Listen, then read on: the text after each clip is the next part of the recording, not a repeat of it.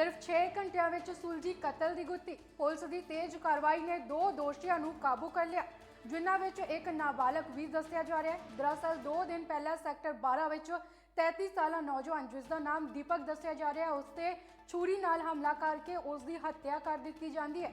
दीपक हाल ही विच विआहिया सी अते एक निजी कंपनी विच सेल्समैन वजों काम कर रहा सी। पुलिस मुताबक दीपक ड्यूटी खत्म करके घर वापस जा रहा सी जदों उसते अणपछाते 2 नौजवानों वालों हमला कर दिता जाता है। हमला इन्ना भयानक हुंदा है कि उसकी मौके ते ही मौत हो जाती है। तो की रहा सारा मामला, तुसी खुद ही सुन लो। रात 2 की और 3 की रात को अराउंड 2:20 पे जो सेक्टर 2 की चौकी में एरिया पड़ता है, ये वहाँ पे ये लूट प्लस मर्डर एक व्यक्ति के साथ जो घटना हुई है, जिसका नाम दीपक है और जिसकी उम्र 29 साल है। तो बेसिकली ये चंडीगढ़ में एक सेल्स मैन के तौर पे कंपनी में काम करता है। तो ये रात को अपने घर वापसी के लिए जा रहा था। ये जो रहने वाला है डकोली का है। तो ये पल्सर बाइक पे था और अपने दोस्त के साथ ये फ़ोन पे बात कर रहा था, जिसके चलते हुए इसने बाइक साइड पर खड़ी कर अपने फ़ोन से ये दोस्त के साथ बातचीत कर रहा था।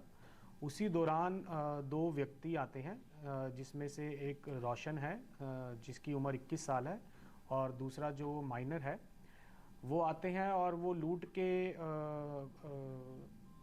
सोच से इस दीपक के ऊपर हमला करते हैं और उसका मोबाइल फ़ोन छीन कर भाग जाते हैं और हमले में दीपक की मौत हो जाती है। तो 6 बार चाकू का जो वार दीपक के ऊपर किया गया था। तो सर, क्या आपराधिक लोग हैं जो इन्होंने हमला किया है? ये पहले भी कोई मामले दर्ज हैं इनके ऊपर? बिल्कुल जी, जो इसमें से एक रोशन है उसके ऊपर 3 लूट के ऑलरेडी पर्चे हैं, 2 सेक्टर 5 में है और 1 सेक्टर 14 में है।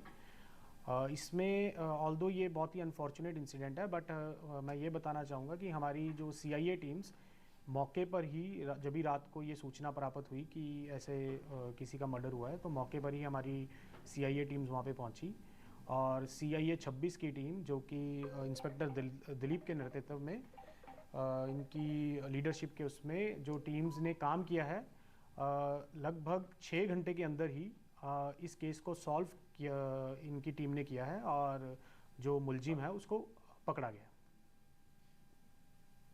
तो इस पर चंडीगढ़ या पंचकुला या अपने चंडीगढ़ और मोहाली में भी मामले दर्ज हैं?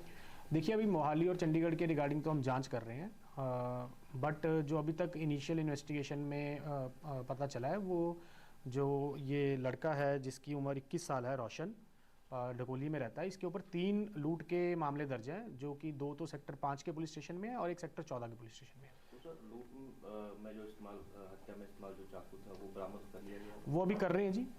अभी हमने जो बरामदगी करनी है, मोबाइल फ़ोन करने हैं, चाकू करने हैं और जो कपड़े हैं जिसके ऊपर खून वगैरह लगा है, वो हम इनसे रिकवरी करेंगे। सर, आपकी तरफ से कोई और भी इंस्ट्रक्शन रहेंगी लगातार? जैसे पेट्रोलिंग की समस्या आती है कि पुलिस के द्वारा पेट्रोलिंग कम की जाती है कुछ एरियाज में, तो आपके द्वारा कुछ ऐसा मतलब पेट्रोलिंग भी बढ़ाई जाएगी ताकि ऐसी वारदातें ना हो? बिल्कुल नहीं, इसमें मैं आपको ये बताना चाहूँगा कि हमारे जो सेक्टर 2 के चौकी इंचार्ज थे, वो जो हमने उसी वक्त रात को पता किया, वेरीफाई किया, वो पेट्रोलिंग पर थे।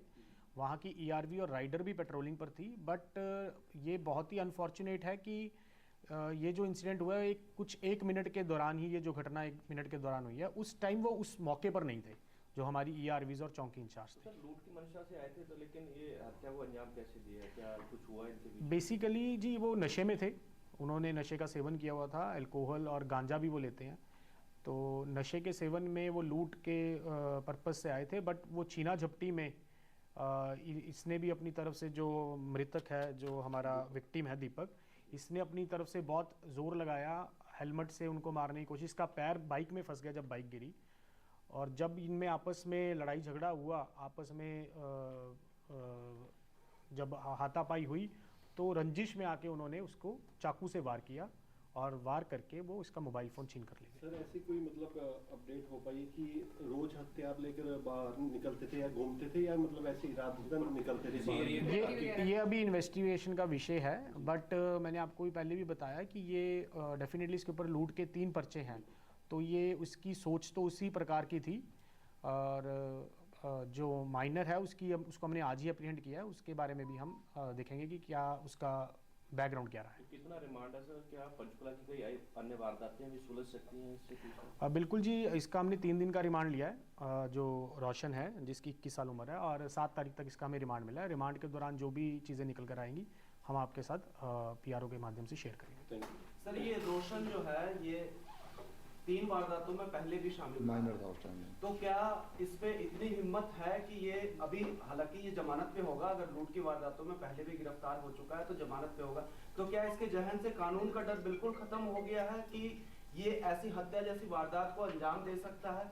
क्या इसको ये लगता है कि अगर मैं इतने बड़े आपराधिक मामलों को भी अगर अंजाम देता हूँ तो पुलिस या कानून मेरा कुछ नहीं बिगाड़ पाएगा?